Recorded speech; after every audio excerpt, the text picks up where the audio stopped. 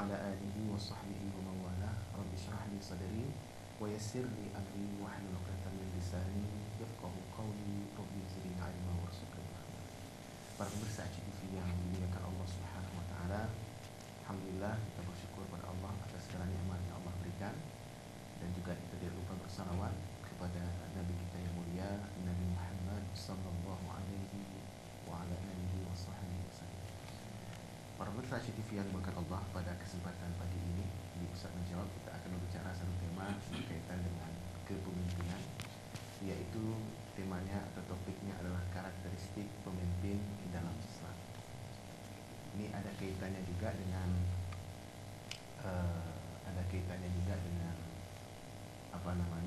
baru dilantiknya, misalnya baru dilantik sejumlah orang-orang yang duduk di pemerintahan dari berbagai elemen masyarakat kita. Nah, para pemirsa yang Allah muliakan, bersama kita sudah hadir narasumber yang sudah tidak asing lagi di layar televisi kita. Memang sudah sekian lama juga ya, kita tidak berjumpa. Beliau bernama Tengku Bustama Usman, SHIMA. Ya. Nah, kita akan bicara panjang berkaitan dengan tema ini, karakteristik pemimpin dalam Islam. Ya, silakan. Baik, bismillahirrahmanirrahim. Assalamualaikum warahmatullahi wabarakatuh. Waalaikumsalam warahmatullahi wabarakatuh. Innal hamdalillah, salatan wassalamu ala Rasulillah wa ala alihi wa ashabihi wa man tabi'a ma ba'd. Raditu billahi rabba bil islami dina wa bi Muhammadin nabiyya wa rasulah. Bi qa'bati qiblata bil Qur'ani imama lil muslimin wal muslimatin ikhwana.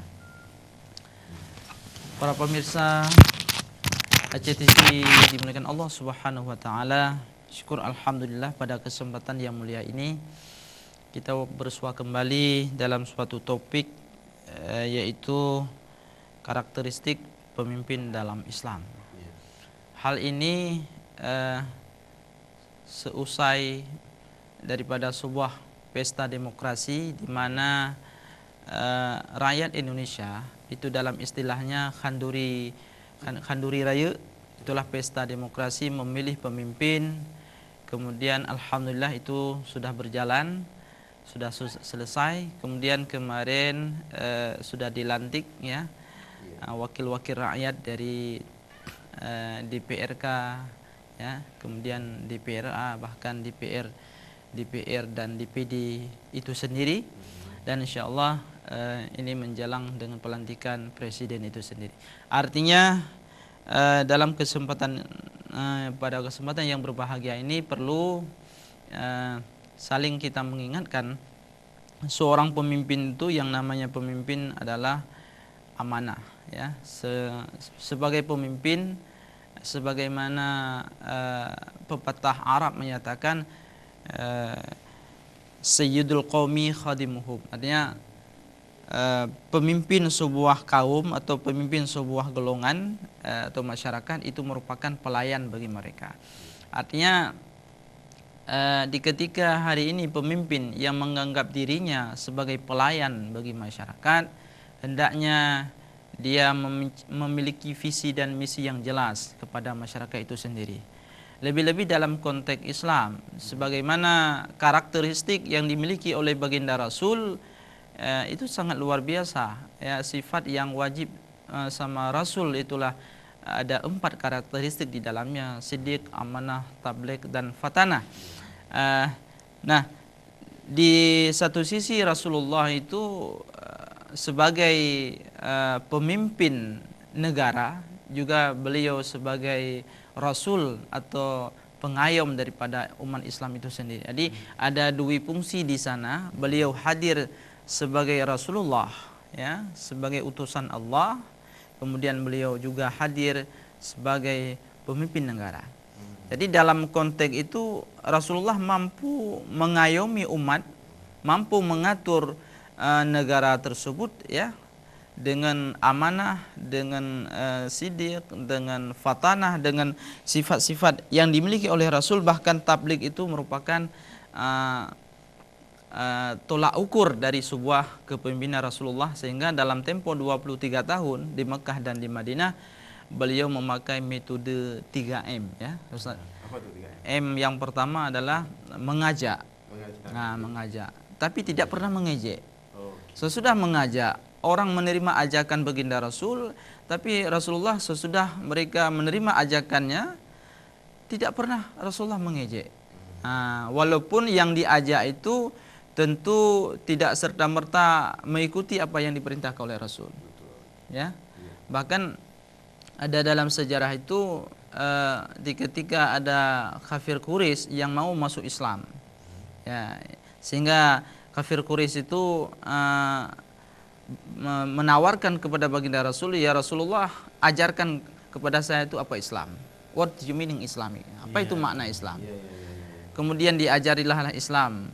Tetapi si pemuda kafir Quraisy itu yang sudah jadi mu'alaf, ya, dia berkata jujur. Ya Muhammad, saya memang sudah masuk Islam, tapi saya tidak bisa meninggalkan tradisi dan tabiat yang sudah terbiasa sebelum saya Islam. Saya suka mabuk, saya zina, rampok dan sebagainya, korupsi. Dan Rasulullah tersenyum, tersenyum. Ya. Sehingga dalam Islam itu tidak ada paksaan, ya, la ikraha fiddin. Terserah kamu bagaimana. Yang intinya hanya satu yang saya inginkan, kamu harus bersikap jujur. Itulah pola yang diterapkan oleh baginda Rasul dalam mengayomi umat itu sendiri. Jadi sesudah Rasulullah mengajak sehingga orang itu merasa ajakan Nabi itu baik, sehingga kan Rasulullah sebelum jadi Nabi sudah dikenal sebagai Al-Amin, ya. Jadi ini sifat kejujuran yang dimiliki oleh baginda Rasul, sehingga si pemuda ini yang sudah jadi mu'alaf, dia berpikir, oh kalau hanya jujur tuh gampang banget ya. Nah, seiring dengan bergantinya hari demi hari, bulan dan beranjak dengan tahun, si pemuda ini ingin melakukan sebuah tradisi sebelum dia Islam. Dia ingin merampok. Dalam perjalanan dia terfikir, nanti saya merampok, ketemu Muhammad, saya bilang tidak, berarti saya sudah melakukan. Dia bohong, gak jadilah. Kemudian hari berikutnya dia ingin berzina dan seterusnya.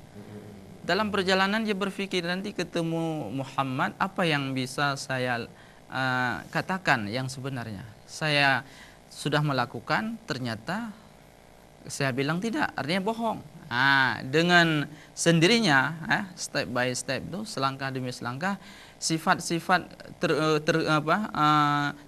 sifat-sifat yang tidak terpuji, sifat-sifat yang tidak terpuji yang dimiliki oleh dia, dengan sendirinya hilang. Itulah metode Rasul dalam mendidik umat, ya, mendidik umat, mengajak tapi tidak pernah mengejek. Kemudian M yang kedua, merangkul. Tapi tidak pernah memukul. Itu kan. Ini memang ada sedikitnya diceritakan dalam kitab Ahkam As-Sultaniyah karya Syekh Al-Mawardi, kan, tentang hukum tata negara, tentang pemimpin yang ideal dalam Islam, kan. Merangkul dan tidak pernah memukul. Baginda Rasul kan pernah tampil sebagai pengislah, mediator. Sebelum baginda menjadi Rasul, ya, sekitar umur 12 tahun beliau menjadi mediasi di ketika hampir terjadi pertumpahan darah antara 4 kafilah di Arab waktu itu, ya, termasuk kafilah Aus, Khadrat juga, termasuk Bani Hashim di dalamnya, gara-gara memperebutkan ini yang namanya Hajar Aswad. Mereka akan berambisi untuk meletakkan Hajar Aswad. Masing-masing kepala suku itu punya andil besar, karena dalam asumsi mereka, siapa yang pertama kali meletakkan Hajar Aswad di dindingnya, di tempatnya, mereka haram dijamah oleh api neraka. Itu asumsi orang Arab di ketika itu. Maka hampir terjadi pertumpahan darah. Rasul tampil di ketika itu, ya, untuk memediasi agar tidak terjadinya pertumpahan darah. Kemudian Rasul dibimbing oleh malaikat, begini saja Muhammad, unggahan daripada malaikat itu, siapa yang lebih duluan dia bangun, itulah kafilah tersebut yang berhak meletakkan Hajar Aswad di tempatnya. ternyata itu sudah diskenario oleh Allah Subhanahu wa taala ya. Jadi semuanya sudah tidur, tapi Rasul dibangun oleh Jibril ya. Kemudian langsung Rasul menuju ke Hajar Aswad tersebut. Dengan tangan sendirinya meletakkan dalam satu sajadah. Kemudian Rasul ya tidak rakus, tidak langsung boyong sendiri. Tapi Rasul memiliki Muhammad yang kecil itu memiliki moral yang baik, sehingga bagaimana kafilah ini, kaum ini tidak bercerai-berai ya, tidak terjadi perselisihan, sehingga Rasul membangun kepada kafilah keempat tadi ya. Kemudian masing-masing kafilah disuruh pegang di sudut-sudutnya. Kemudian Rasul sendiri yang memegang Hajar Aswad itu, diletakkan dalam sajadah, maka bersama-sama diangkat untuk meletakkan di tempatnya. Begitu bijaknya Rasulullah. Tapi kalau kita hari ini, kalau pemimpin sudah dapat kenikmatan atau kesenangan ya, rakyatnya dijadikan rakit bak pisang tuh. Kalau istilahnya sebelum dapat kursi hafal ayatnya, sesudah dapat kursi lupa ayatnya. Namanya ayat kursi namanya. Ya. Begitulah filosofinya. Makanya dalam tempo 23 tahun merangkul tuh seluruh kafilah, seluruh suku merangkul, sehingga tidak ada satu suku pun yang terzalimi, baik sebelum dan sesudah atau nubuah dari Rasulullah SAW. Kemudian yang terakhir adalah tadi membina, tadi mengajak, tidak pernah mengejek, merangkul, tidak pernah memukul, membina dan tidak pernah menghina. Sesudah semuanya ini dari seluruh umat-umat yang sudah diajak oleh Rasul, kemudian dibina, tapi tidak pernah menghina. Ini kamu masuk Islam hampir menjadi tanah, kamu masuk Islam ini hampir mati dan sebagainya. Tidak ada kata-kata yang melemahkan daripada pembinaan yang dilakukan oleh Rasul terhadap umat. Maka kami berpikir ini merupakan sebuah patrol bagi kita untuk menjadikan Rasulullah sebagai figur, sebagaimana juga tergambar jelas dalam surah Al-Ahzab ayat 41. Allah Subhanahu wa taala berfirman, Bismillahirrahmanirrahim, laqad kana lakum fi Rasulillahi uswatun hasanah liman kana yarjullaha wal yawmal akhir wa zakarallaha katsira.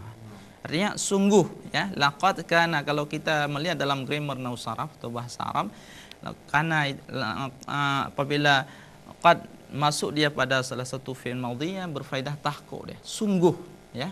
Sungguh adalah bagi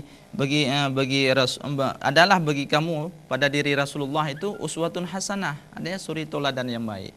Kalau ingin kita sukses dunia dan akhirat, jadilah Rasulullah Muhammad itu sebagai figur ya.